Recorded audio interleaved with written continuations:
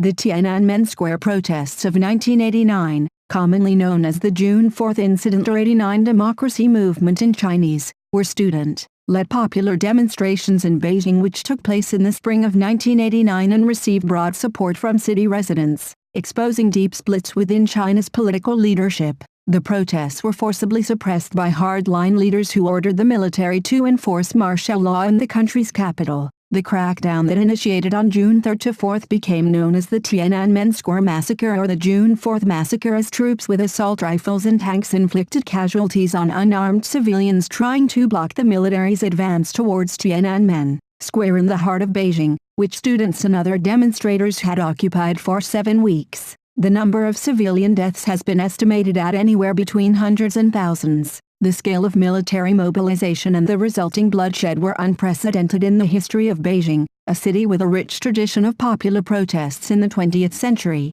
The government initially took a conciliatory stance toward the protesters. The student-led hunger strike galvanized support for the demonstrators around the country, and the protests spread to 400 cities by mid-May. Ultimately, China's paramount leader Deng Xiaoping and other party elders resolved to use force. Party authorities declared martial law on May 20 and mobilized as many as 300,000 troops to Beijing.